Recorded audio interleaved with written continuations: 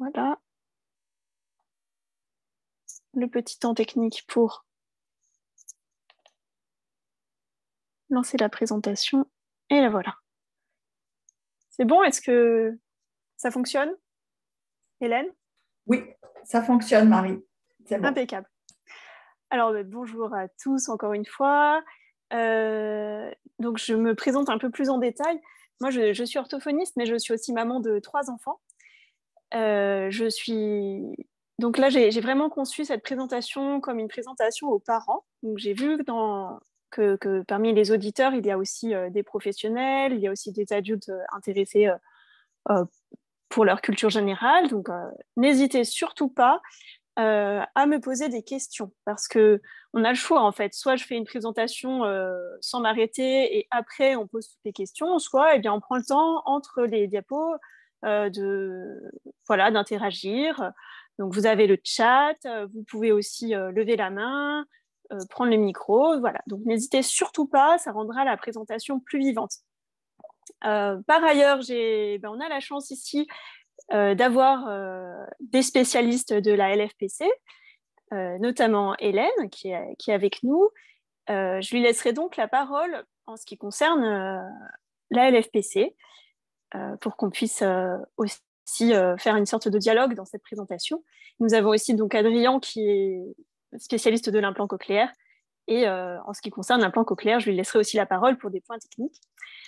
Moi, je vais parler vraiment de la construction du langage parce que le langage arrive aux enfants de façon progressive et bien sûr, principalement, grâce aux interactions entre l'enfant et ses parents.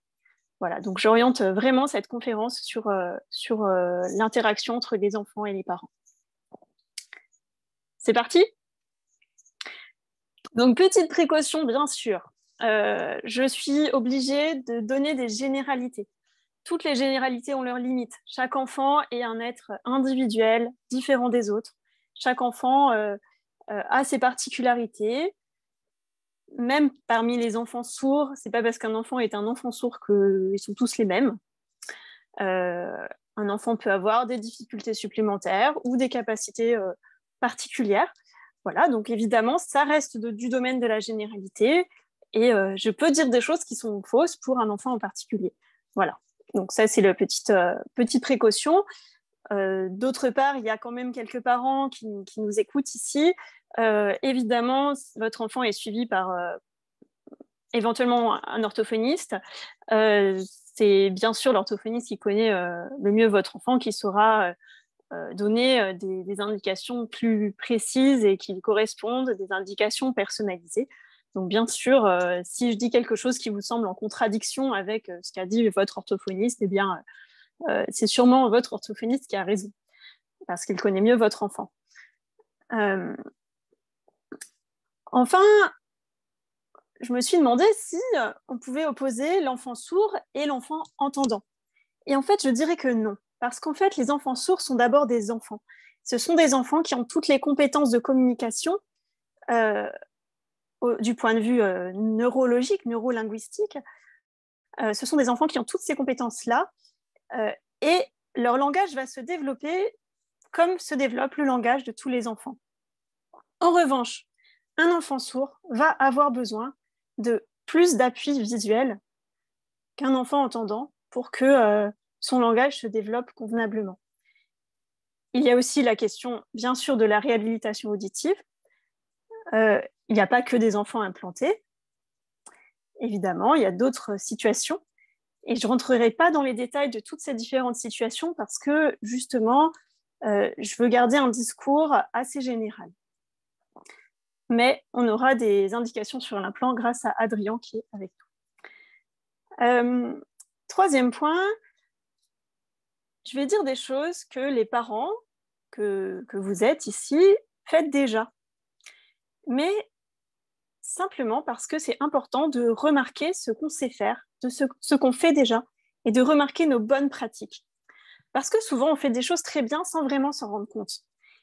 Et j'espère, et c'est vraiment mon objectif dans ce webinaire, j'espère que je vais soulever des choses et que vous allez vous rendre compte que vous le faites et que ça vous donnera envie de le faire encore plus, encore mieux, et qu'en plus, ça vous donnera confiance dans vos capacités de parents.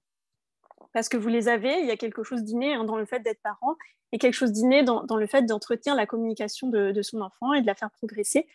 Et je vais essayer de mettre en évidence ces mécanismes-là.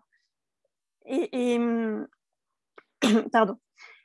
Et donc, en mettant en évidence ces mécanismes, j'espère les renforcer. On va beaucoup parler de renforcement positif. Vous allez voir dans la suite. Voilà mon plan. Il y a souvent des personnes qui aiment bien savoir où on va. Donc, je vous affiche le plan. Je vous laisse le regarder pour les personnes qui aiment bien les plans. Voilà. Et je l'afficherai entre chaque partie.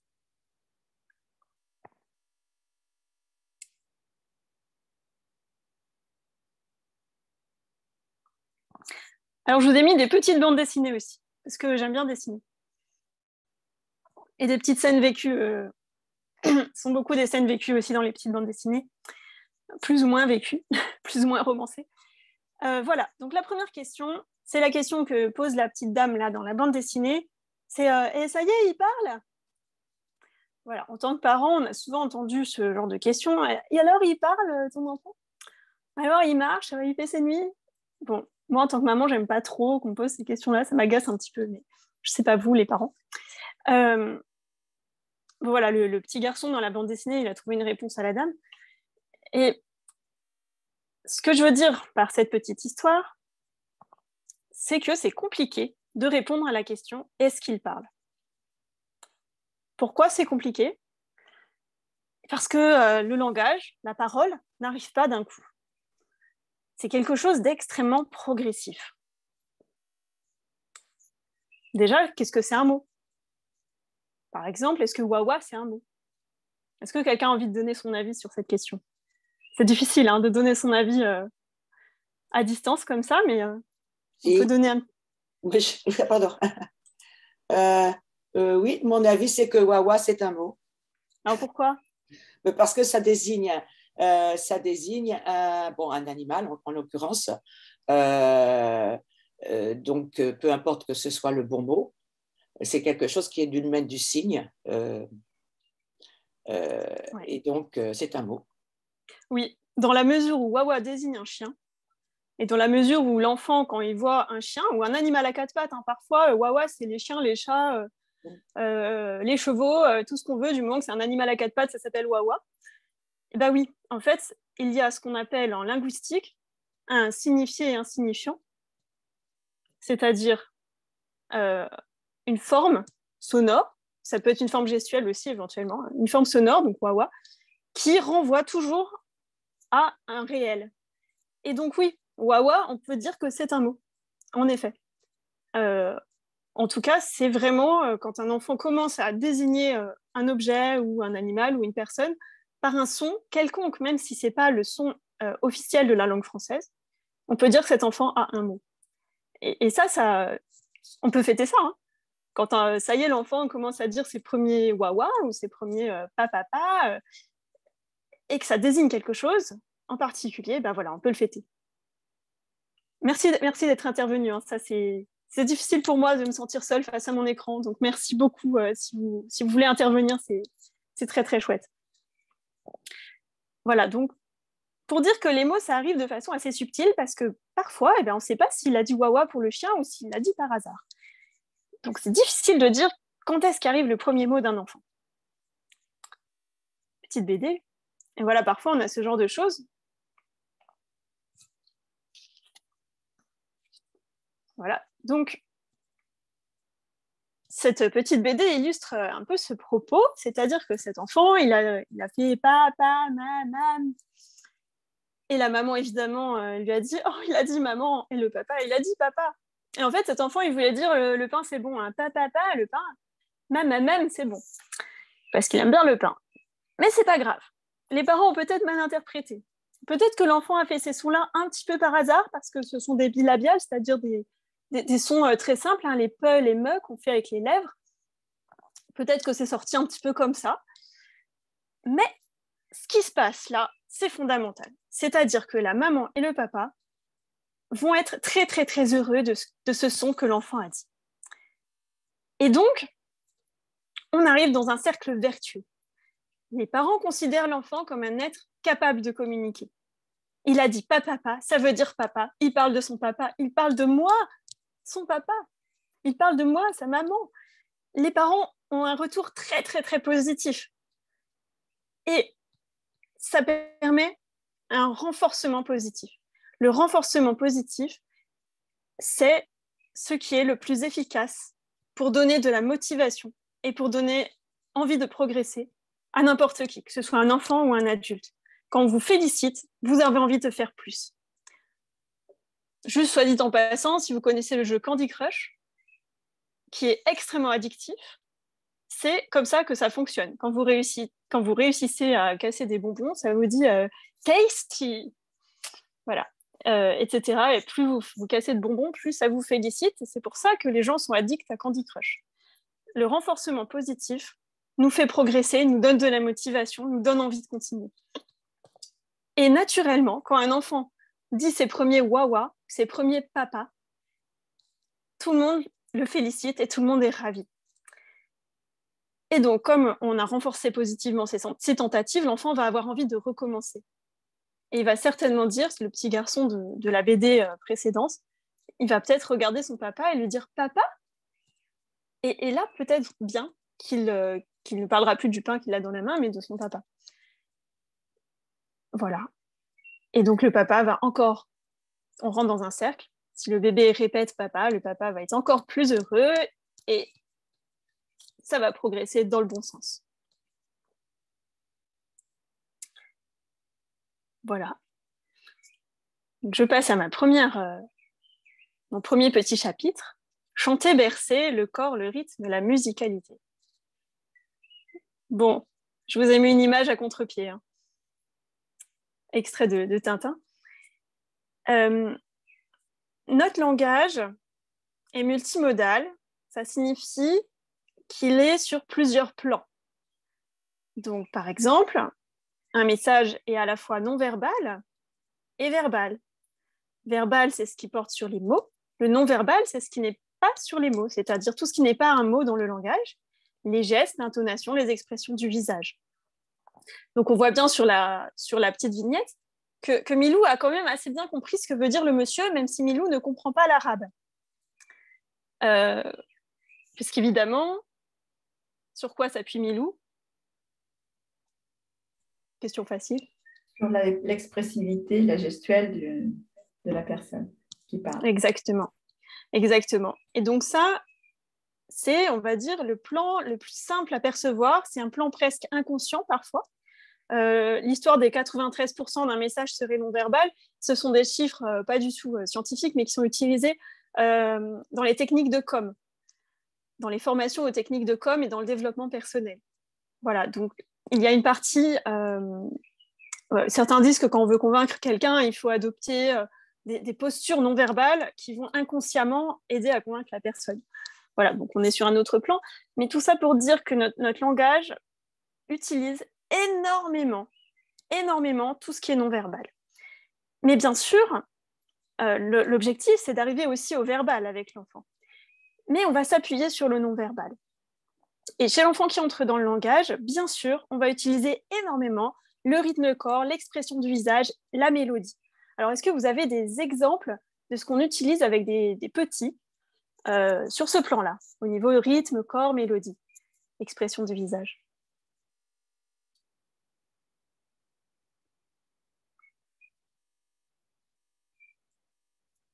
N'hésitez pas à vous lancer, hein. Surtout les parents. Vous avez plein d'exemples. Sinon, je fais les réponses et les questions. Les comptines peuvent aider aussi à mettre un peu d'expressivité, de jeu dans la parole. On peut aussi mimer des petites danses ou des choses qui tombent. Exactement. Et Exactement. tous les gestes qui accompagnent la parole, les gestes de désignation, les mimes, oui, qu'on peut faire lorsque l'on parle à un tout petit. Très intéressant, quoi, par exemple? Quels gestes on fait spontanément? au revoir, Ouais. manger, boire. Oui, alors le manger et boire sont un peu moins naturels, mais Oui. au revoir tous les petits, on leur fait au revoir avec la main. Évidemment, comme on parle de renforcement positif, le geste préféré des petits. Bravo. Bravo, oui. Celui-là, Attends. attends, voilà. Non, non, non.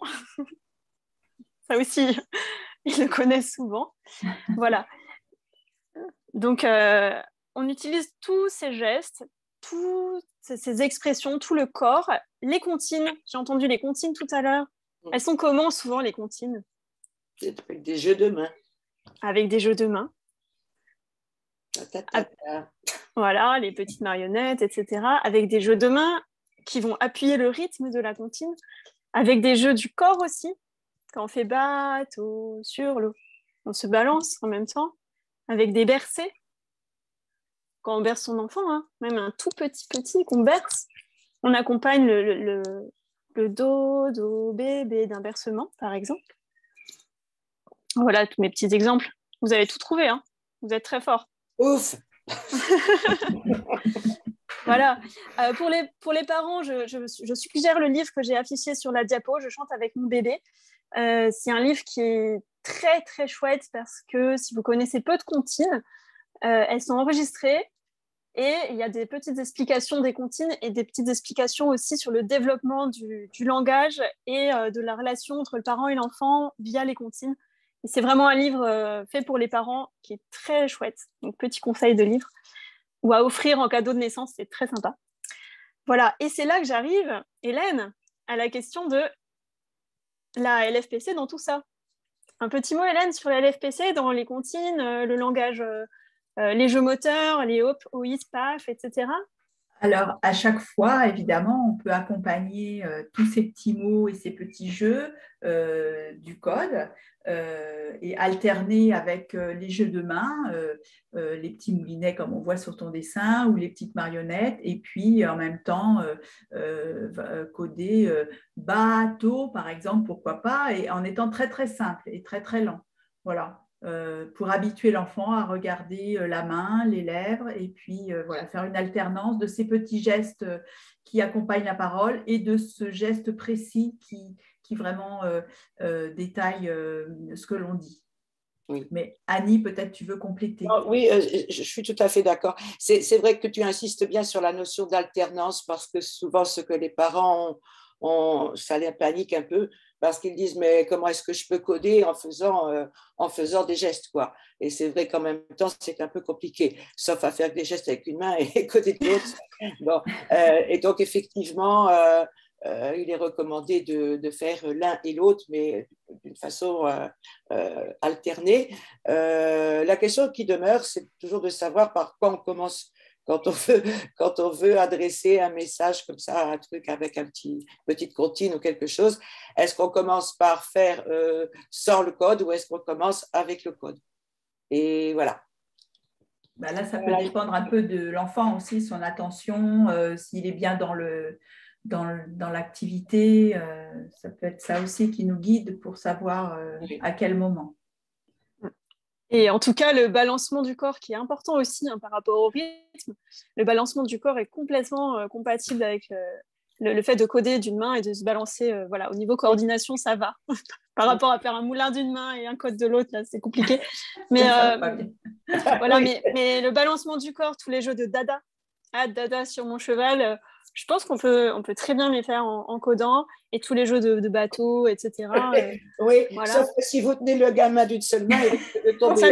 Ça dépend de l'âge de l'enfant. Il faut faire attention. Ça dépend de l'âge de l'enfant aussi.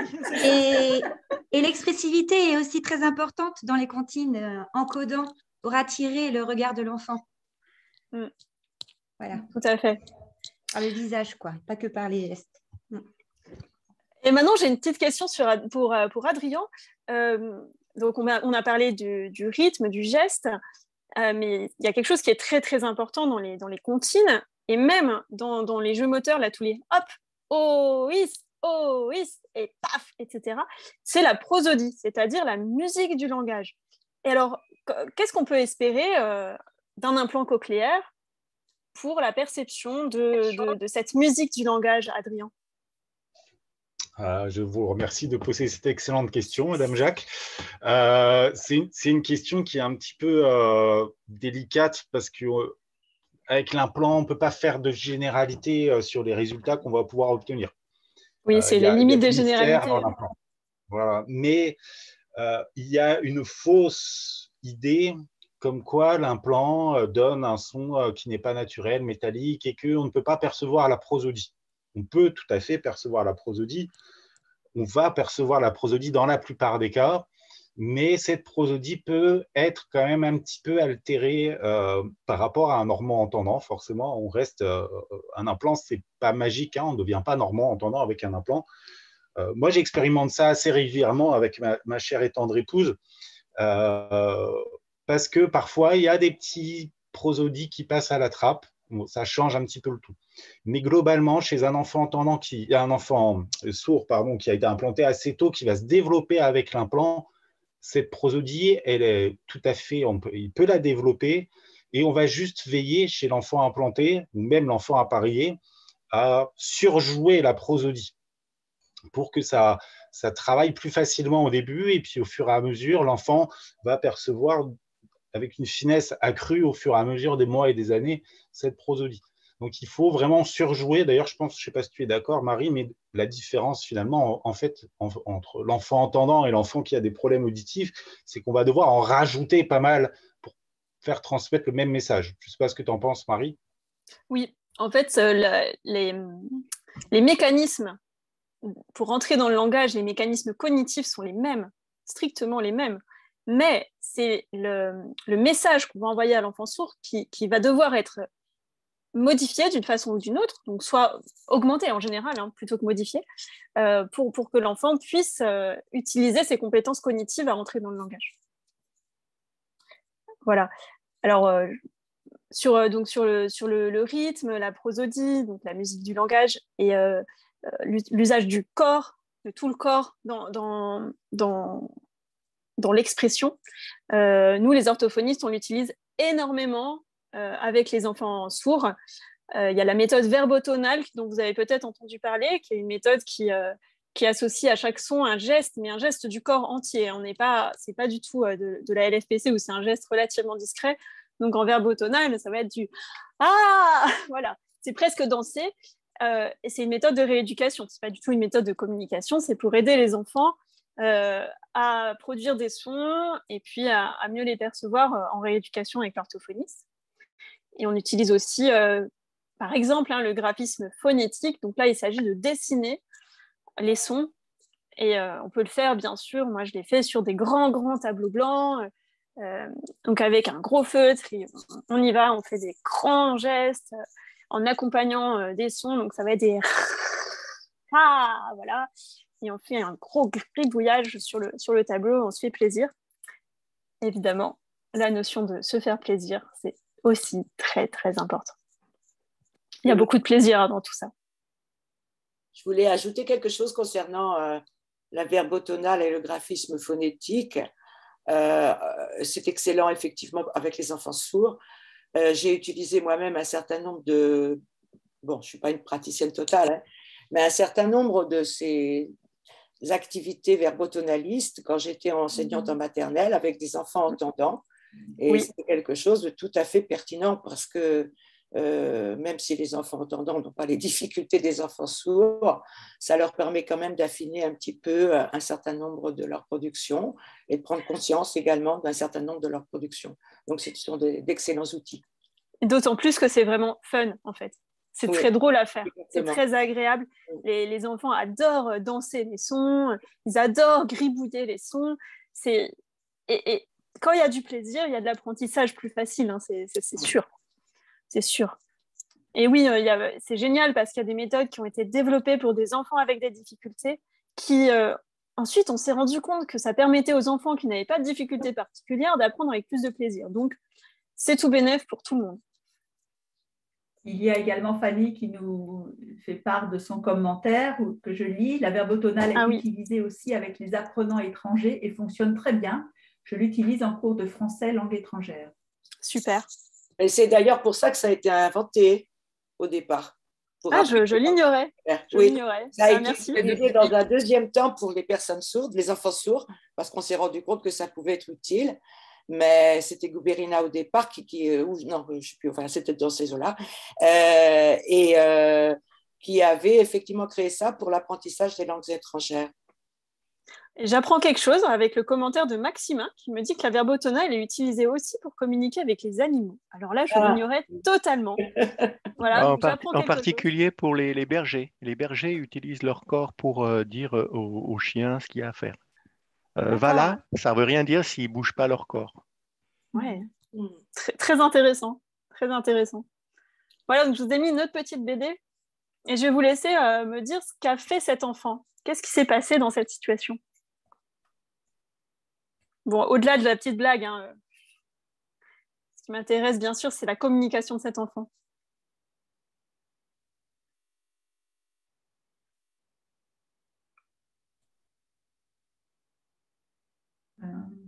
Dans un bateau, visiblement. Oui. Il mime la comptine, en fait. Il mime la comptine, il parle d'un bateau. Et ce qui est intéressant, c'est qu'effectivement, la maman ne comprend pas qu'il va lui falloir... Alors, je sais pas, sur la troisième image, le bateau à Vigipirate. Oui, en fait, c'est l'enfant, il voit un triangle Vigipirate et pour lui, c'est une voile de bateau. Ah, ouais. Mais alors là, d'accord. Mais évidemment, la maman ne comprend pas du tout que l'enfant parle d'un bateau. Non. Parce que pour elle, un triangle Vigipirate, c'est Vigipirate, c'est un bateau. Voilà. Ouais. Et quand elle voit pirate, la maman comprend qu'il s'agit d'un bateau. Mais évidemment, c'est complètement par hasard. Pas à côté de la plaque. Mais oui, bon, enfin... c'est intéressant, oui. Voilà.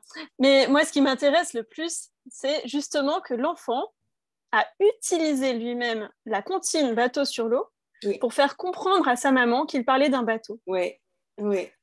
À sa maman qui ne comprenait pas. Donc, on est encore dans un cercle vertueux. Ah oui, c'est du langage, ça. Voilà, on est encore dans un cercle vertueux, c'est-à-dire que cet enfant, il va avoir cette idée d'utiliser une comptine pour réparer cette communication avec sa maman, parce qu'on était au bord de la rupture de communication. Ça arrive tout le temps, un enfant qui dit quelque chose, on n'a pas compris, et parfois on ne sait pas quoi faire. Et là, c'est l'enfant lui-même qui va avoir l'idée. Et nos enfants nous surprennent, parce que parfois, ils sont d'une inventivité incroyable pour réussir à réparer la communication qui risquerait d'être brisée faute de compréhension mutuelle. Voilà. Et donc, on a encore une fois une utilisation de la comptine, de la mélodie, du geste pour vraiment entrer en communication. Voilà. Donc, c'est ce que j'ai mis dans cette diapo-là. L'enfant va commencer par utiliser la part non verbale du langage pour s'exprimer. Tous les enfants commencent par faire le geste bravo avec leurs mains avant de dire le mot bravo. Tous les enfants commencent par faire des gestes, par faire des expressions du visage, par faire des petits mimes, etc., avant de parler. Et la maman ou le papa, en voyant ces petits gestes de l'enfant, va pouvoir renforcer positivement la volonté de l'enfant à communiquer. Donc, il va lui faire comprendre que c'est bien d'essayer de communiquer. Et en plus de ça, il va lui apporter la part verbale qui lui manque. C'est-à-dire que la maman, dans la petite bande dessinée ici,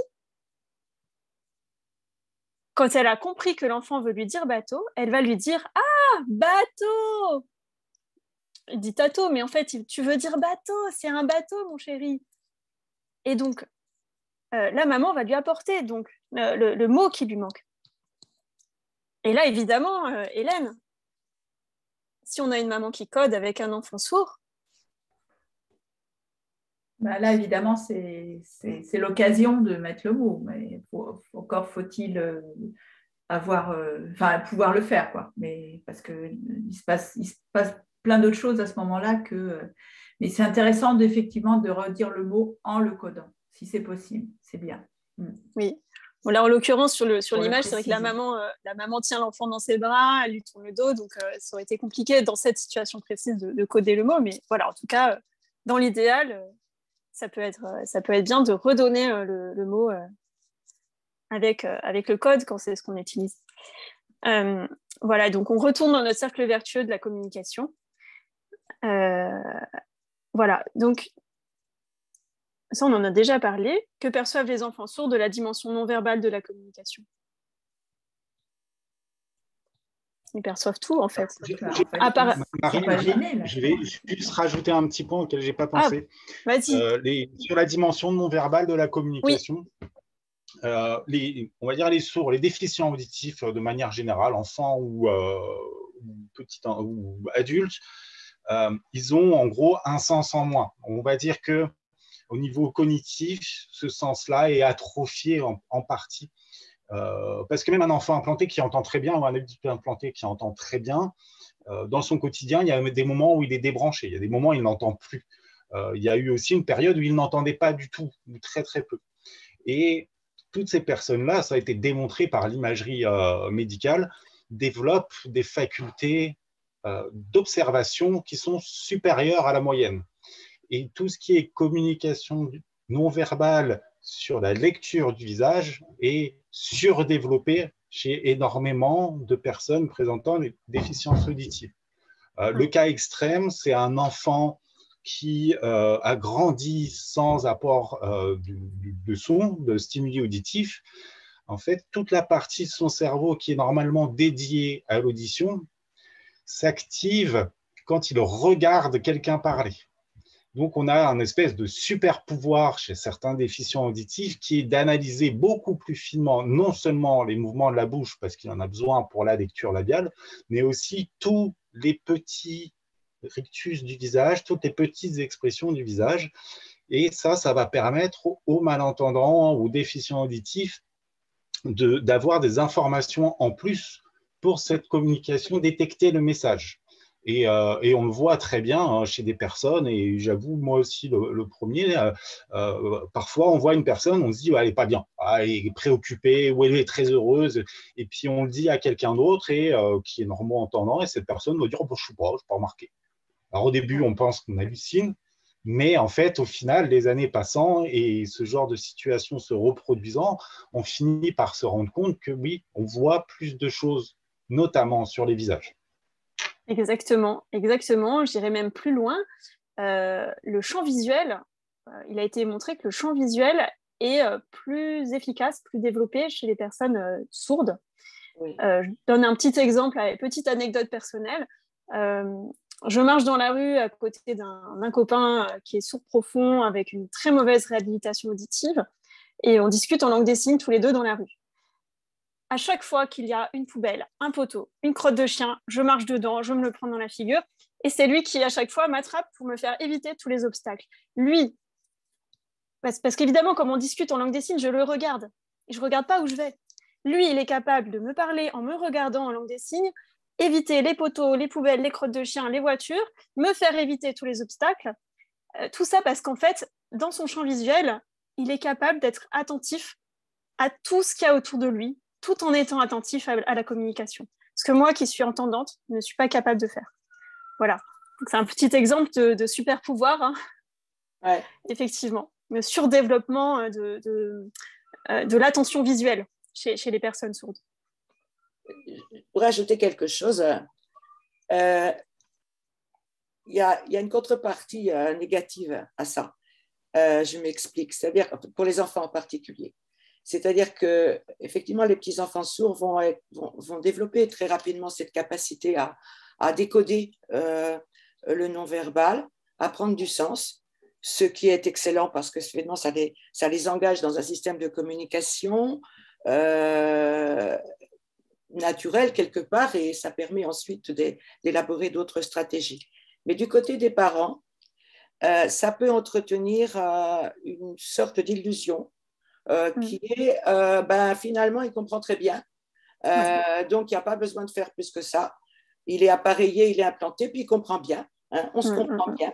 Et puis on s'aperçoit vers 4, 5, 6 ans que, oui, on se comprend bien, mais il y a un retard linguistique important et que la personne doit faire quelque chose. Tout à fait. Ça va même plus loin. J'ai connu certains enfants sourds qui étaient particulièrement performants, qui ont caché leur surdité, entre guillemets, qui ont caché leur surdité à leurs parents pendant plusieurs années. Enfants sourds profonds, avec une telle lecture labiale, une telle attention au moindre signal, que les parents avaient des doutes. Ils ont fait des tests, ils se sont dit, tiens, on va claquer la porte dans son dos pour voir s'il entend, et l'enfant se retourne. Il n'avait pas entendu la porte claquer. L'enfant s'était retourné parce que dans son champ visuel, il avait réussi à capter le mouvement. Et les parents n'imaginaient pas que leur enfant pouvait capter un mouvement qui était presque dans son dos. Voilà. Et ça peut aller très, très loin quand même. Mais oui, c'est pour ça que je conclus cette diapo avec comment les accompagner au mieux dans la transition vers le verbal. Parce qu'on va s'appuyer sur toute cette richesse non verbale pour aller vers le verbal. Voilà. Donc, on en a un petit peu parlé. On va en parler encore par la suite. Évidemment, la LFPC peut être un très bon outil dans cet objectif-là. Voilà. Dialoguer, l'attention conjointe et les 5 secondes de silence. Alors, le dialogue, évidemment, c'est dans le dialogue que va se construire la communication. Et donc, je parle du dialogue parce que j'avais envie de beaucoup parler du lien entre les parents et les enfants. Et évidemment, le lien de communication entre le parent et l'enfant, c'est souvent quand même du dialogue. Et voilà, la première étape du dialogue, elle est là. C'est ce qu'on appelle l'attention conjointe. Alors, quand chez un tout petit bébé, vous apercevez sa première attention conjointe, vous pouvez fêter ça. Vous rentrez vraiment dans la première étape du langage et c'est une découverte extraordinaire que cette attention conjointe-là. L'attention conjointe, c'est, comme dit Saint-Exupéry dans la citation célébrissime, c'est regarder ensemble dans la même direction. Voilà. Donc, sur l'image, on voit un papa qui montre à son enfant une voiture et qui dit « Regarde la voiture !» et l'enfant regarde la voiture.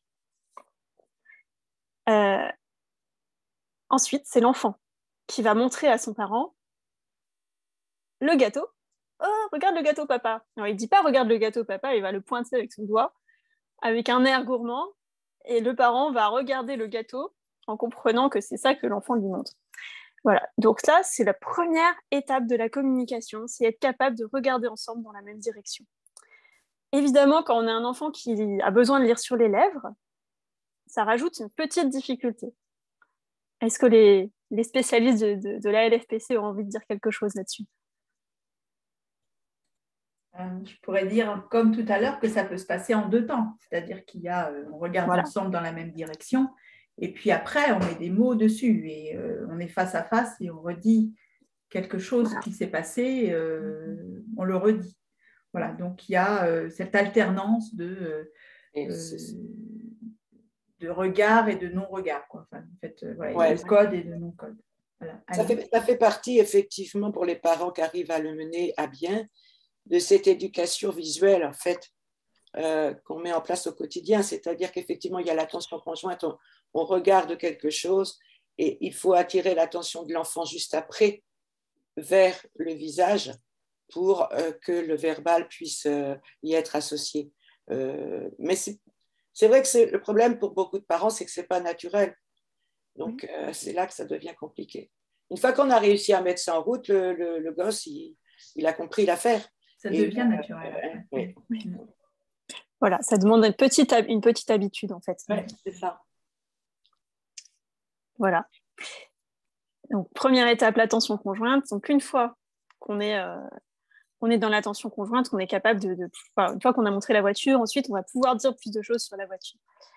Je passe un peu vite parce qu'on pourrait en parler tellement longtemps que je suis obligée de sauter des étapes. J'avais envie de parler aussi de la question, parce qu'on pose beaucoup de questions à nos enfants, on est tout le temps en train de leur poser des questions. Et je vais vous faire réfléchir sur ces 3 types de questions, et je vais vous demander quels sont les avantages, les inconvénients et les implications en termes de communication de chacune de ces formes de questions. Donc, la première forme de question, c'est la question ouverte. Type, qu'est-ce que tu veux? C'est une question ouverte puisqu'on peut donner toutes les réponses qu'on veut à cette question. Les questions fermées en oui, non. Par exemple, tu veux du chocolat, on attend que 2 réponses possibles, oui ou non. Et il y a les questions en QCM. tu veux du chocolat ou un biscuit? Donc, il y a 2 réponses possibles, on peut en mettre davantage. Voilà, ce sont plusieurs réponses possibles, mais ça reste pas tout à fait ouvert puisqu'on a le choix entre différentes possibilités. Alors, est-ce qu'il y a des gens qui ont envie de se lancer? Moi, je dirais que la première, les questions ouvertes, c'est le plus difficile. Alors, dans quel sens c'est plus difficile? Parce que ça demande à l'enfant déjà d'évoquer, enfin d'avoir les mots nécessaires. Ouais. Alors, si on est effectivement dans le cas où on sait que l'enfant a les mots, pourquoi pas, mais il faut qu'il ait les mots. Et qu'est-ce que tu veux? D'abord, il faut être sûr qu'il veuille quelque chose. Oui, bon, c'est un exemple, on suppose qu'on voit que l'enfant veut quelque chose, mais on ne sait pas quoi. Ouais, d'accord. Voilà, par exemple, ou c'est l'heure du goûter. Ouais. Qu'est-ce que tu veux? Ouais. Donc, bon, après, voilà. Bon, je laisse les autres réagir.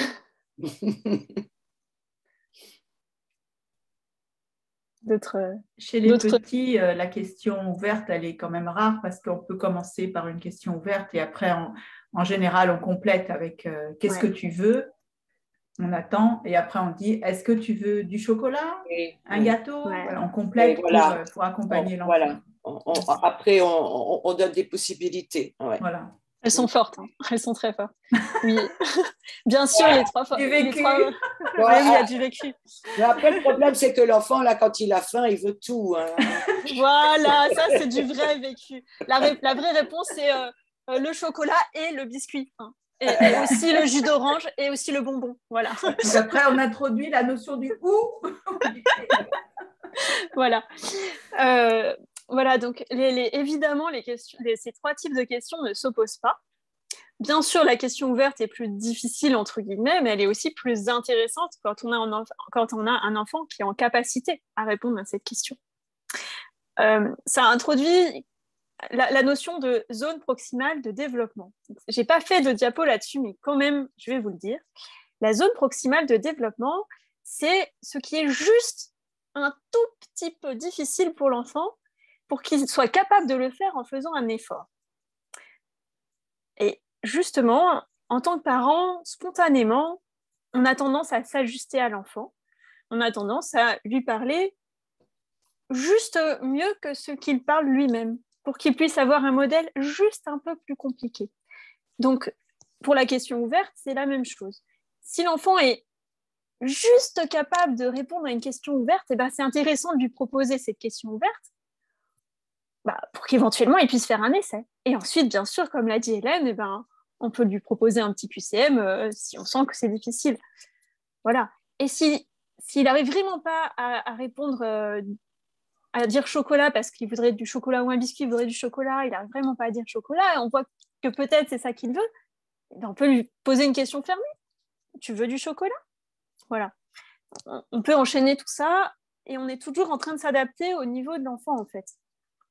En étant toujours un peu plus compliqué que ce qu'il peut faire pour le pousser vers le haut, mais un tout petit peu plus compliqué. Voilà. Et en plus, là, comme on a bien son attention, là, on peut coder et on peut y aller. Là. Pour la question, on peut y aller à fond. Là. Oui, en général, ils sont concentrés quand c'est l'heure de choisir le goûter. Mais même à d'autres moments, c'est vrai que c'est un élément important. J'ai eu souvent dans les groupes de formation de parents, des parents de jeunes enfants sourds qui me disaient « mais je suis perdue, je ne sais pas comment lui parler, je ne sais pas quoi lui dire.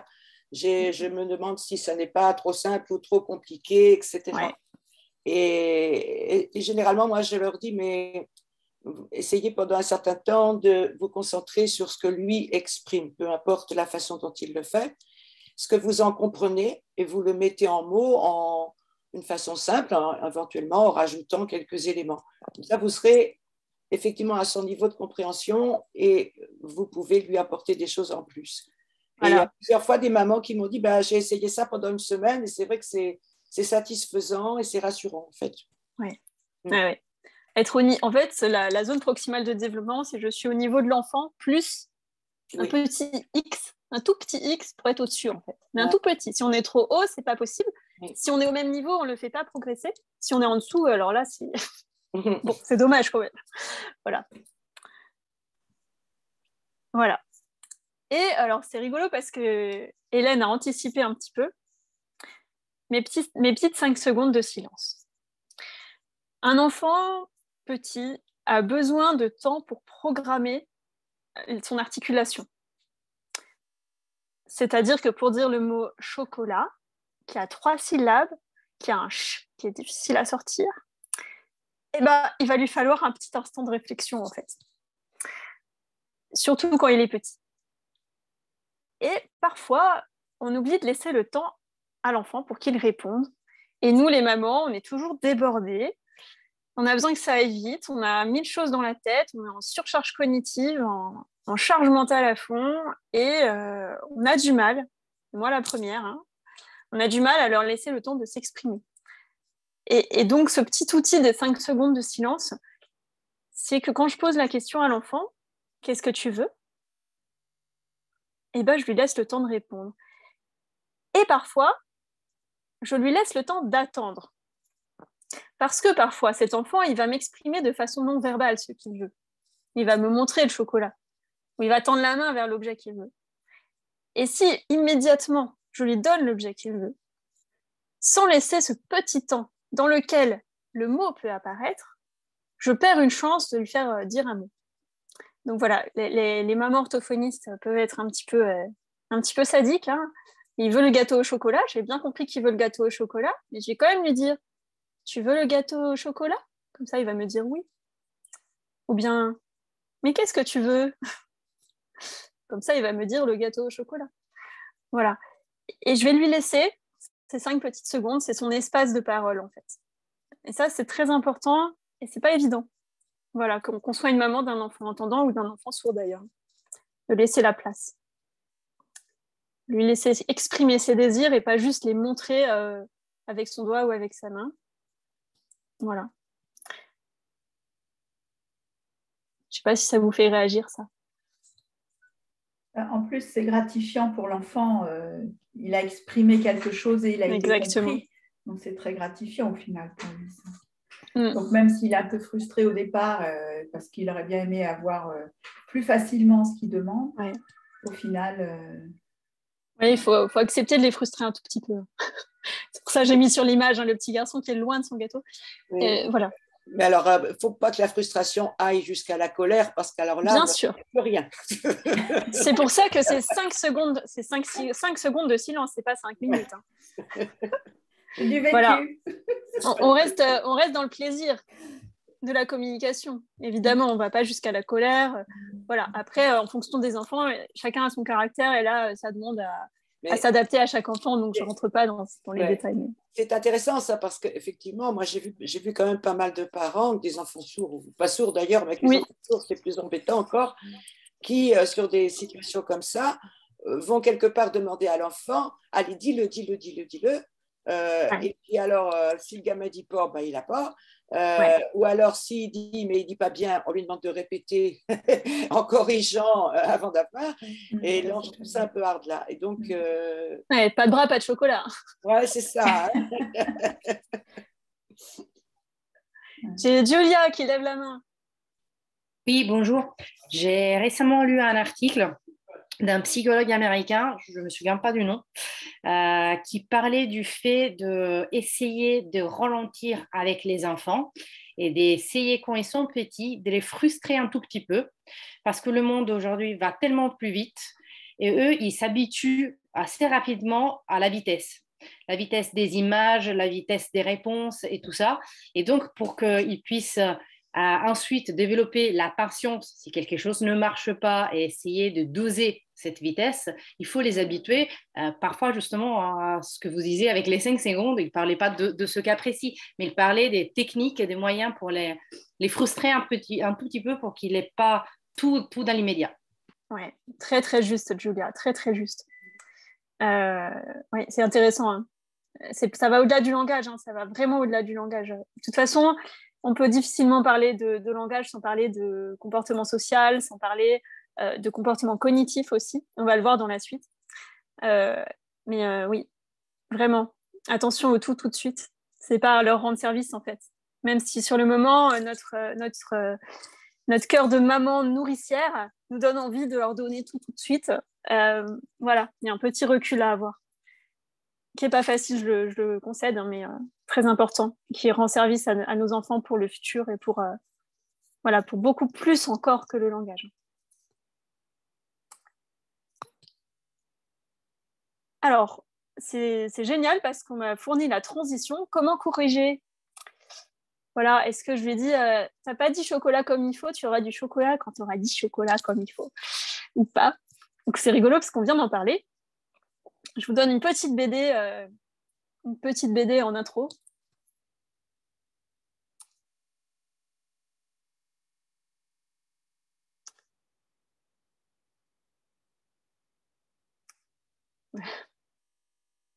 Donc je sais pas si c'est lisible à la fin, la maman, elle se demande qu'est-ce que tu veux dire, pipi, ça veut dire quoi? C'est l'oiseau, la fourchette, le bouton, le pyjama, tapis, pirogue, vampire, charpie, pyramide, piscine, toupie. Qu'est-ce que tu veux dire par là, mon chéri? Non, voilà. Je veux juste dire pipi. Voilà. Voilà. Donc, comment la maman corrige l'enfant dans cette situation? Est-ce qu'elle le corrige, en fait? Non, elle lui donne un modèle plus juste. Elle reformule. Voilà. Voilà. Et en fait, ça permet de maintenir le dialogue. Cette façon de faire, là, quand l'enfant dit pipi pour dire un oiseau, eh bien, oui, il fait cuit, l'oiseau. Voilà. Elle enrichit, elle reformule, mais elle reste dans un dialogue naturel.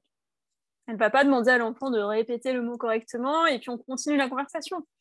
On continue notre activité, ça reste dans le flux de paroles, très naturel. Donc, quand c'est possible, c'est probablement la façon la plus naturelle de corriger, entre guillemets, parce que ce n'est pas vraiment une correction. Voilà. Un feedback correcteur. Un feedback correcteur, exactement. Voilà. Alors, avec le code, là, c'était excellent. Hein. Voilà. Donc, oui. Je vous laisse en parler un tout petit peu. Ah, c'est excellent parce qu'effectivement, l'enfant là est en train de parler, il est en train de communiquer et de parler à quelqu'un. Donc, il est attentif à la réponse possible. Et donc, là, il s'agit effectivement de faire ce qui est indiqué, hein, reformuler, enrichir en codant. Voilà, ni plus ni moins. Et donc, sur l'image que vous voyez là, avec le petit garçon et son papa, est-ce que vous voyez ce que fait le papa? Il se met à la hauteur de l'enfant. Ouais. Alors là, c'est... Il s'assoit sur le pot. Ah là là, tout de suite. Et au niveau langage. Oui, il se met à sa hauteur. Ouais. Et il reformule, il fait une phrase là, carrément. Oui. Il lui fait une phrase. Et il y a autre chose qui est intéressant, pensez à la diapo d'avant. Et il lui pose la question. Il lui pose la question. Une question. Parce qu'en fait, cet enfant, il tend les mains en disant pote. Ouais. Évidemment, le papa, il pourrait se dire, il veut que je le porte, il le porte. Ouais. Et là, le papa, il utilise la technique des 5 secondes de silence, entre guillemets. Alors, ce n'est pas le silence verbal, mais c'est un silence de geste. Donc, il va ne rien faire. Il ne va pas le porter. Ouais, il va le frustrer. Ouais. Il va le frustrer un chouïa. Le temps de vérifier, de reformuler, de vérifier que l'enfant il lui dit bien « porte-moi ». Bon, en fait, peut-être que l'enfant a autre chose en tête. Hein. On ne sait pas. Mais peut-être qu'il veut lui montrer qu'il a de la compote sur les mains. Hein. Ouais. Auquel cas, il ne vaut mieux pas le porter. Ouais, voilà. Mais donc, si le papa devait coder, enfin, il faudrait qu'il fasse gaffe à ne pas tomber parce que là, il est un peu en voilà, c'est ça le problème. S'il devait coder, ce serait bien justement parce que ça mettrait le temps entre la réaction, la demande de l'enfant et la réaction possible. Oui. J'en profite pour m'excuser, hein, mes illustrations, je les ai récupérées aussi par ailleurs. Je n'ai pas vraiment utilisé d'illustrations. Ce ne sont pas des parents qui codent sur mes illustrations. J'aurais bien aimé, mais je n'ai pas eu la possibilité de tout refaire. Voilà. Oui, donc on a un papa qui prend ce petit temps de ne pas agir pour mettre de la place, pour laisser la place au dialogue. Voilà. Et il n'a pas frustré son enfant outre mesure. Hein. Simplement, il lui laisse le temps d'entendre la phrase correcte, ou d'entendre une reformulation de cette phrase-là, de vérifier son désir, et ensuite, il va le porter. Voilà. Donc, on a encore une petite illustration de cet espace de dialogue qu'on laisse à l'enfant. Voilà. Donc, on peut enrichir en reformulant. Ça, je pense que c'est clair pour tout le monde. Hein. Je reformule ce que l'enfant a dit. L'expansion, c'est-à-dire que je rajoute des éléments. Par exemple, dans l'exemple du pi, pi, pi pour l'oiseau qui fait cuit-cuit, ça pourrait déboucher sur tout un petit dialogue sur les oiseaux. Donc, pi, pi. Ah bah oui, cuit-cuit. Ils font cuit-cuit, les oiseaux. Bah oui. Ah tiens, regarde celui-là, il s'envole, etc. Et donc, on peut profiter de ce tout petit pi, pi que l'enfant a dit pour parler d'un oiseau, pour en rajouter, et voilà, discuter, bavarder avec lui. Et le prêt de phrase, ça arrive aussi. Parfois, on va proposer à l'enfant la phrase qu'il aurait pu dire. Donc, par exemple, là, avec le petit garçon qui tipote, le papa pourrait lui dire, en prenant une voix d'enfant, hein, « Je te porte, porte-moi ». Voilà, en lui proposant la phrase que l'enfant peut dire. « Porte-moi, je te porte, allez ». Voilà, parfois on fait ça aussi. On parle à leur place pour leur proposer une phrase. Voilà.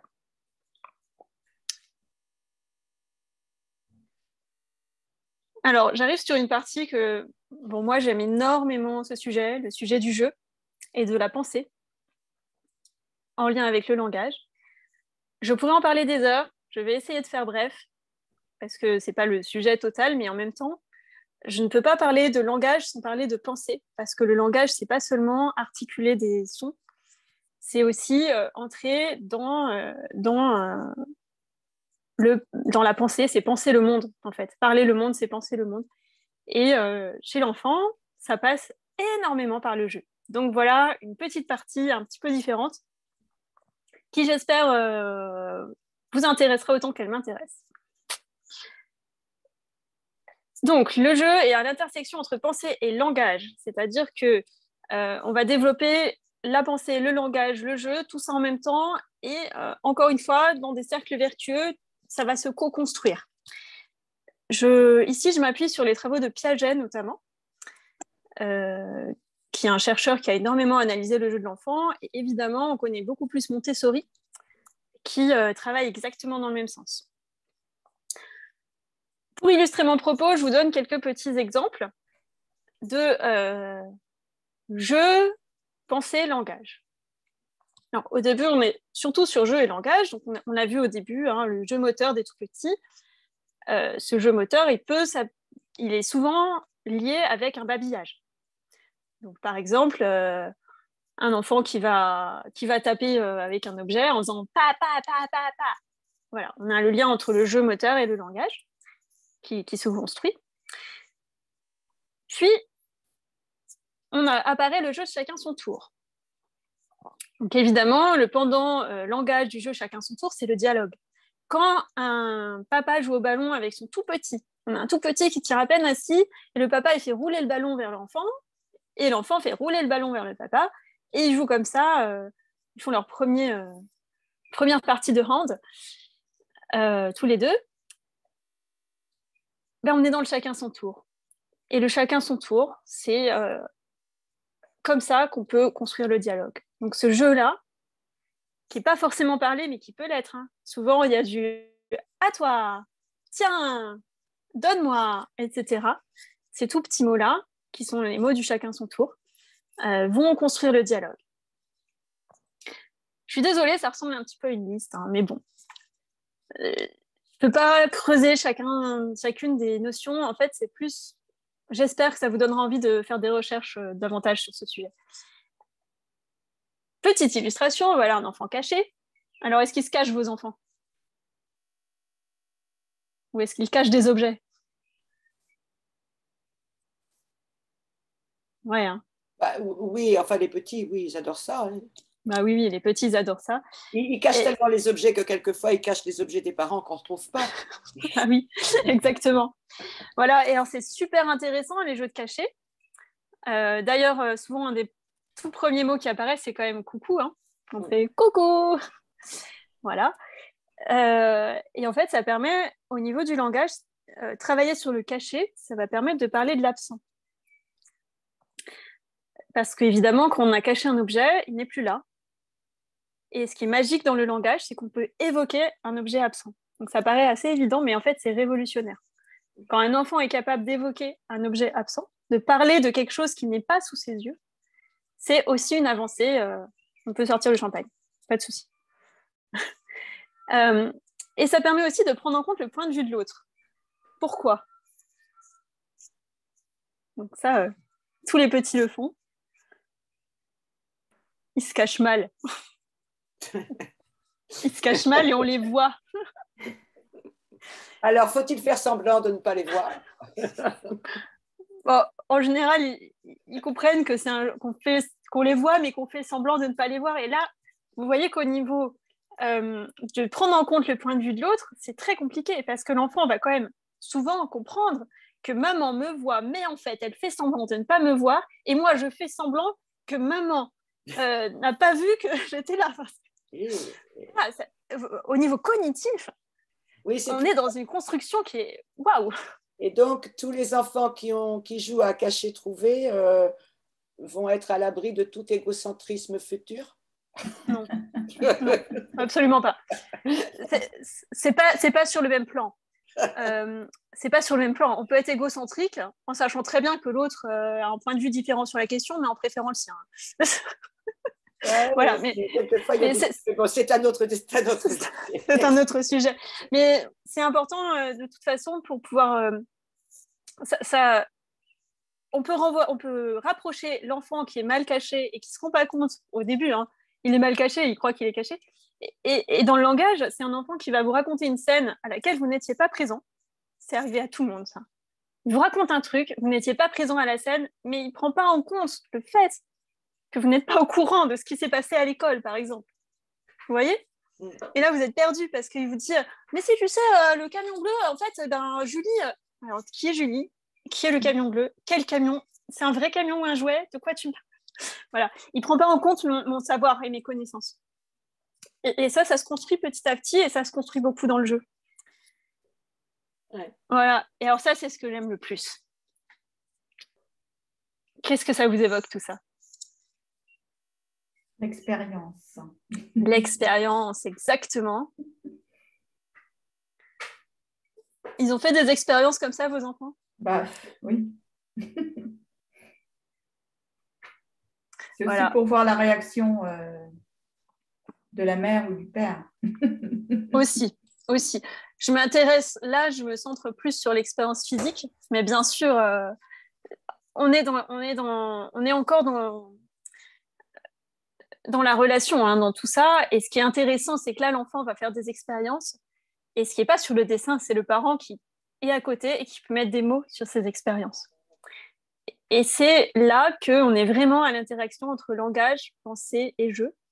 C'est que le jeu de l'enfant va lui faire découvrir des choses et le parler du parent sur toutes ces situations va lui permettre de penser le monde parce qu'on s'appuie sur le langage pour penser et va lui permettre d'aller plus loin et on construit vraiment la pensée de l'enfant.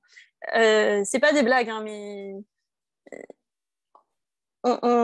ça paraît bizarre, hein, mais là, l'enfant qui met une balle trop grande dans une bouteille trop petite, ça paraît évident, mais en fait, il faut l'avoir testé pour le savoir. On ne peut pas mettre une balle très grande dans une bouteille avec un goulot étroit.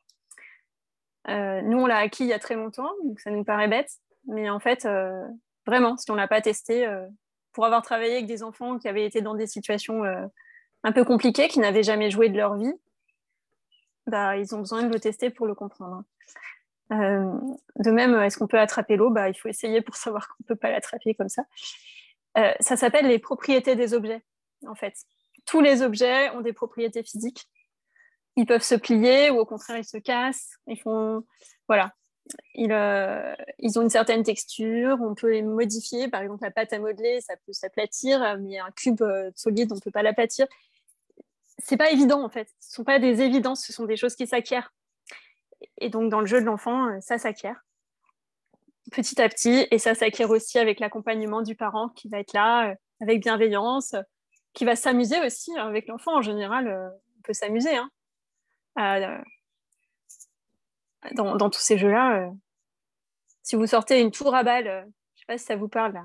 Une tour à balles où on met des balles dedans et les balles dégringolent, voilà. Si vous mettez le papa de l'enfant et l'enfant, je me demande lequel s'amuse le plus. Je ne sais pas chez vous, hein, mais voilà. Donc c'est très bien, c'est très très bien. On s'amuse avec les enfants, ils découvrent des choses. Petite particularité quand même chez l'enfant sourd, en fonction de ce qu'il entend, c'est que le son que font les objets, ça nous aide à comprendre ce qui s'est passé. Et certains enfants, s'ils ne perçoivent pas le son que font les objets, par exemple celui qui lâche la cuillère, le fait d'entendre la cuillère tomber, ça va aider aussi à comprendre où est passée la cuillère. Voilà, donc petit point d'attention avec les enfants sourds, c'est que parfois ils peuvent rater dans des situations comme ça, d'expérience avec les objets, ils peuvent rater des éléments parce qu'ils n'ont pas entendu où est l'objet. Voilà. J'en profite pour Adrien, si tu peux nous parler de la direction du son. Parce que ça, c'est important quand un objet disparaît, par exemple. Voilà. Je lance une balle, elle roule un peu n'importe où, elle atterrit sous le canapé, mais moi, j'ai entendu qu'elle avait cogné le mur derrière le canapé, je sais qu'elle est là. Un enfant Alors, sourd. la localisation du son par un enfant malentendant est un sujet hyper complexe. Alors, il y a quand même une donnée qui est simple, c'est que pour localiser, il faut avoir 2 oreilles. On ne peut pas localiser un son si on n'a pas 2 oreilles qui fonctionnent plus ou moins. Sur un enfant qui a implanté ou appareillé, il y a certaines notions techniques de compression des sons et par rapport au masquage de la tête. C'est-à-dire qu'un son qui arrive de ce côté-là, il va être 15 décibels plus fort que quand il arrive de ce côté-là, à peu près. C'est ça qui nous permet de localiser. Sauf qu'avec les phénomènes et les systèmes de compression qu'on a sur les aides auditives de manière générale, on va avoir peut-être une compression quand ça arrive là, mais pas une compression quand ça arrive là, parce que ça a baissé. Et du coup, on égalise un peu le niveau sonore. C'est assez fin, il ne faut pas croire que les enfants ou les implantés entendent des trucs très bizarres, mais c'est assez fin, ça peut minimiser cet aspect de localisation. Mais l'autre chose qui est beaucoup plus compliquée, c'est que la localisation ne dépend pas uniquement de l'audition en elle-même. C'est géré par ce qu'on appelle le colliculus inférieur. Je ne suis pas spécialiste en neurosciences, mais c'est une zone du cerveau près du cortex auditif. Et on peut très bien entendre, très bien comprendre la parole, mais avoir un colliculus inférieur qui, pour des raisons qu'on n'arrive pas trop à expliquer, encore il y a 2 ans, quand j'avais regardé un peu la bibliographie sur ce sujet, ne fonctionne pas normalement. Voilà. Pourquoi ? Parce qu'il n'a peut-être pas été stimulé assez tôt. Par exemple, un enfant qui a eu qu'un implant pendant plusieurs années, 4, 5 ans, 6 ans, 7 ans, de l'autre côté, une oreille en gros morte, on va lui mettre un 2e implant, on pourrait se dire maintenant, il va localiser les sons. Non. Hein, parce que le colliculus inférieur ne s'est pas développé, il ne se redéveloppera plus ou très difficilement. Donc, on a des patients implantés qui localisent presque parfaitement les sons et d'autres pas du tout. Et ça, on n'a pas de visibilité là-dessus pour savoir est-ce que mon enfant va pouvoir localiser quelque chose, et surtout, on n'a pas de rééducation. Il n'y a pas de programme typique de rééducation à la localisation des sons. Alors peut-être que certains orthophonistes font ça, je ne sais pas, mais moi, j'en ai jamais vraiment entendu parler. C'est une grosse thématique de recherche, par contre. Moi, j'ai participé à des projets de recherche. Alors, on a carrément un casque de réalité virtuelle où on se retrouve donc dans une salle et on va localiser. En fait, il y a une personne qui tourne autour de nous en pointant des sources sonores en 3D. Évidemment, on ne la voit pas puisqu'on a un casque de réalité virtuelle et on doit pointer dans l'environnement virtuel d'où vient le son. Et c'est un gros sujet de recherche dans pas mal de CHU en France, au moins 3 ou 4. Mais il y a beaucoup de choses qu'on ne connaît pas, qu'on ne maîtrise pas, qu'on n'arrive pas à expliquer. Pourquoi certains implantés localisent très bien, d'autres non? Comment faire pour aider à la localisation? Ça reste des terrains qui sont assez flous et qui ne sont pas forcément prioritaires ou pas prioritaires depuis longtemps. À la base, l'implant, c'est pour comprendre la voix, et quand les patients comprenaient la voix, on était déjà très contents. Aujourd'hui, on commence à passer dans une autre dimension où la maîtrise de la parole avec un implant n'est pas jamais acquise, mais ça marche plutôt bien à 80% des cas. Et donc maintenant, on commence à s'intéresser à tous ces petits à côté. Après, il y a eu le téléphone, et puis maintenant, c'est la localisation, par exemple. Ouais. Et donc, cette localisation, c'est intéressant quand même pour comprendre le monde et les objets et comment les objets interagissent entre eux. En tout cas, au moment où l'enfant construit toute sa représentation du monde, ça va l'aider de pouvoir localiser les sons. S'il ne le peut pas, c'est un petit point d'attention à avoir quand on est parent, de se dire que la balle a disparu sous le canapé et moi, je l'ai entendu cogner au fond contre le mur.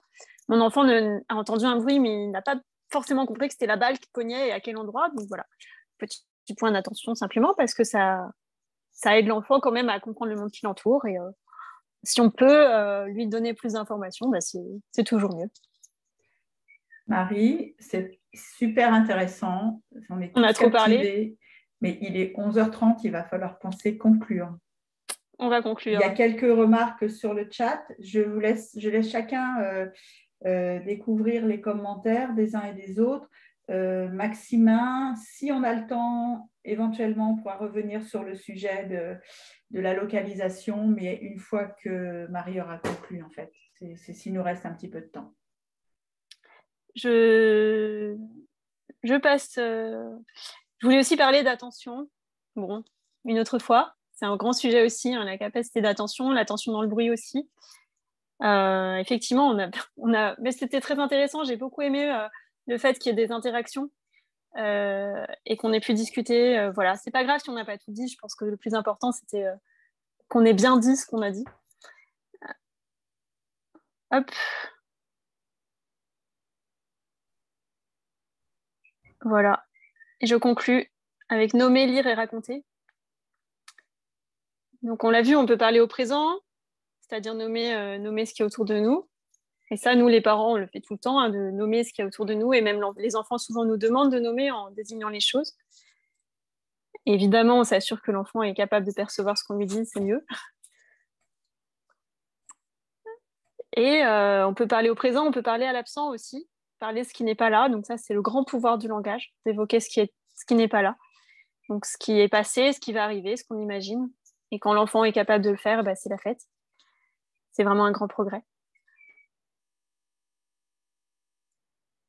Bien sûr, lire, raconter et lire des livres, vous le savez, mais c'est toujours bien de le rappeler. Lire des livres, c'est vraiment un facteur de réussite pour les enfants dans le langage. L'apprentissage de la lecture aussi est facilité quand on a lu des livres à l'enfant très jeune. Donc, les petits dessins, c'est pour montrer que quand on code avec son enfant ou qu'on a un enfant qui lit sur les lèvres, parfois on doit inventer des façons de lire des livres qui sont... Bon, oui, voilà. Je voulais juste dire que ce n'est pas toujours facile de coder quand on raconte une histoire. Voilà. Il faut...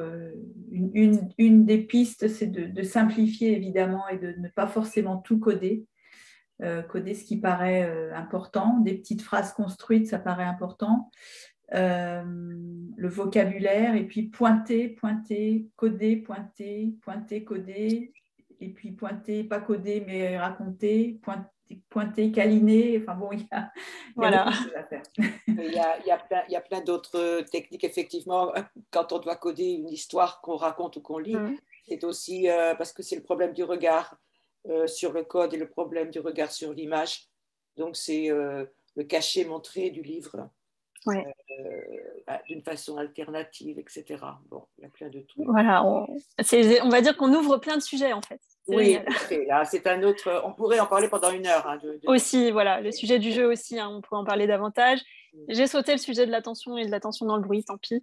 Mais c'est aussi un sujet très intéressant, très important. J'ai oublié de dire le plaisir partagé. Je l'ai déjà dit, je le redis. Prenez du plaisir dans les activités que vous faites avec vos enfants. C'est le secret de tout. Oui, alors, si je peux me permettre, c'est vrai que évidemment que c'est le secret de tout, le plaisir partagé. Mais alors, comme on dit, le plaisir ne se décrète pas.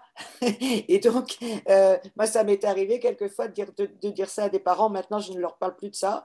Parce qu'il y a des parents qui vont dire, oui, mais moi, maintenant, c'est tellement compliqué que je ne prends pas de plaisir et on se sent coupable de ne pas l'avoir. Voilà. C'est juste que parfois, on n'est pas obligé de faire toutes les activités. Parfois, on n'aime pas lire des livres, on va jouer avec son enfant et c'est super. Et que parfois, il faut aussi écouter notre désir de parent, ce qui nous fait plaisir en tant que parent comme activité à partager avec son enfant. Et voilà, on n'est pas obligé de tout faire aussi. On se met aussi beaucoup de pression, nous, les parents, sur tout ce qu'on devrait faire avec nos enfants. Mais c'est des vrais drames pour les parents. Hein. Ouais. Et ben non, on n'est pas obligé de tout faire. Là, j'ai donné plein d'indications. Et ce que je voulais dire par là, c'est qu'on n'est pas obligé de tout faire parce qu'il y a des choses qu'on n'aime pas faire. Parfois, on n'aime pas se mettre à quatre pattes, à bidouiller dans les bidules, à lancer des balles et tout. Parfois, on n'aime pas lire des livres. Bah, voilà. Il y a du langage dans toutes les situations. Donc finalement, si on choisit la situation dans laquelle on est à l'aise, et ben on va faire des super dialogues avec nos enfants et ce sera très bien. Voilà.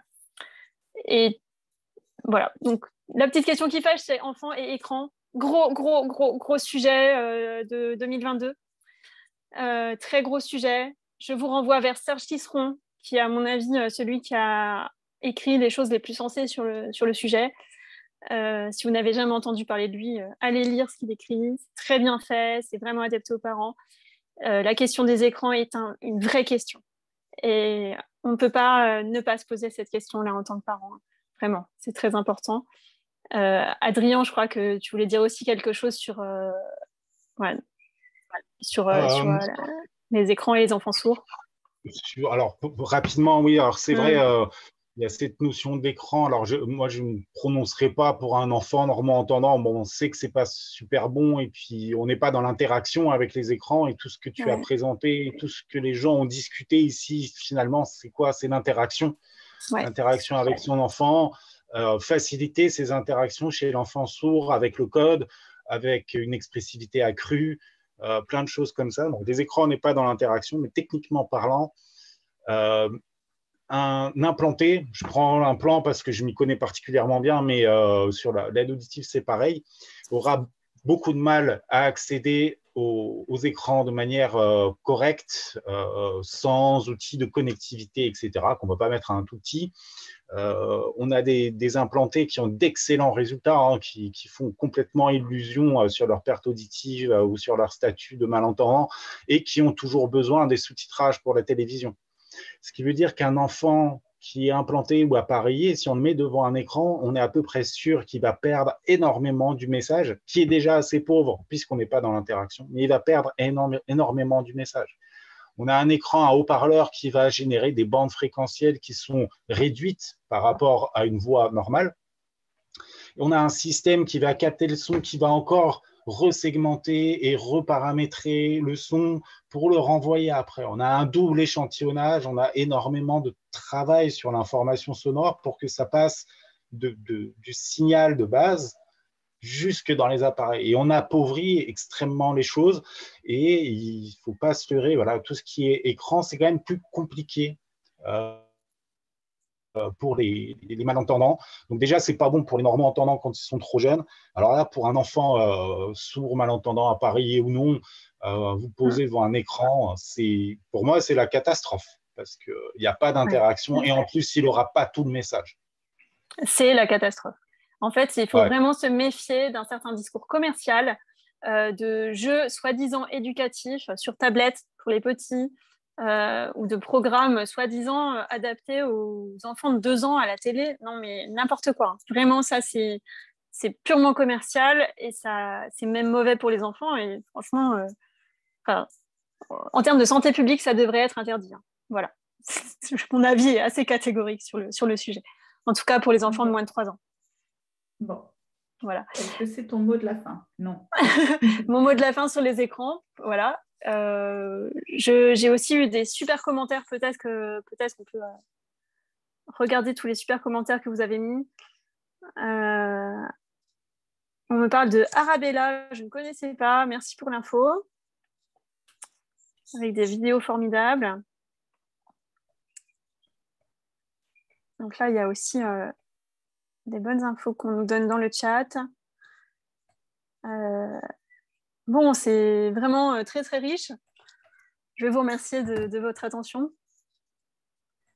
Eh bien, voilà. Un grand merci à toi, Marie. C'était vraiment une présentation vraiment très, très intéressante et très complète et très joliment illustrée. Merci. Voilà, j'espère que tout le monde a bien suivi toute cette présentation. Effectivement, ce n'est pas facile d'avoir le retour des uns et des autres dans cette configuration.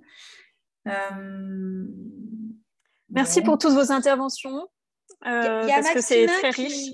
Il y a Maximin qui voudrait dire un mot sur le microcentral, sur les microcentrales.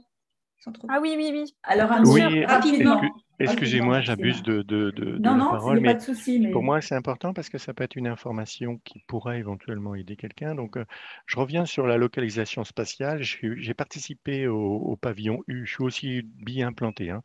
J'ai participé au pavillon U à l'expérimentation récente et ils ont rajouté une dimension qui n'avait pas été faite avant, c'est le décor. C'est-à-dire qu'ils ont mis un décor réel, c'est-à-dire on est dans une pièce, et ils ont mis et ils ont fait des statistiques sur 12, on était 12 implantés, 3 qui avaient un micro central, c'est-à-dire des micros qui vont à l'intérieur de l'oreille, et les autres, donc 9, 12 moins 3, ça fait 9, 9 qui n'en avaient pas. Et les résultats de localisation dans une salle spatiale avec les micros centrés étaient d'une performance, vraiment, on avait presque 95% de résultats corrects, alors que ceux qui n'avaient pas de micro centré ne profitaient pas du pavillon de l'oreille. Et du coup, la localisation spatiale était un peu plus difficile. Quand on a un micro qui est au-dessus de l'oreille, on ne prend pas la forme de l'oreille. Donc, il faut avoir des grandes oreilles, hein, bien sûr. Mais voilà, le fait d'avoir un micro à l'intérieur de l'oreille, on gagne vraiment en puissance de localisation. Moi, j'étais capable de savoir où était la personne, hein, sans trop hésiter, quoi. Voilà. Alors que dans le noir ou sans micro, j'avais enlevé mes micros aussi, eh ben, c'est plus difficile. On a pu vraiment... voilà. Donc, ça avance. Donc, les micros centraux, il ne faut pas trop les oublier, quoi, parce que ça va devenir une bonne piste. Voilà. Merci de l'information, parce que je ne connaissais pas. Donc, j'apprends des choses aussi, c'est génial. Alors, Marie, comme tu as relevé haut la main cet entretien d'embauche et que on va signer ton contrat parce que c'était vraiment intéressant et je remercie toutes les personnes qui sont intervenues. Il y avait beaucoup d'échanges. C'est très intéressant. On a enregistré la conférence, donc on verra un petit peu après avec Hélène les modalités de diffusion. Mais moi, je suis persuadé que on va pouvoir, ça va aider pas mal de parents qui n'ont pas pu se connecter aujourd'hui. On entendait plus, mais c'est pas grave. Et je vous remercie vraiment tous parce que les parents ont besoin d'un accompagnement, les parents ont besoin de plus d'infos. Parfois, ils sont un peu passifs par rapport à ça, mais il faut aller leur donner. Et ça, ce genre de conférences, quand on peut les diffuser après, c'est quelque chose qui, à mon avis, va aider beaucoup, beaucoup de monde. Donc, merci à tous. C'était vraiment chouette. Merci beaucoup. Et bravo à Marie. Merci. Merci, à bientôt. Merci Agnès pour le codage. Au revoir et bon week-end. Bon week-end à tous, au revoir.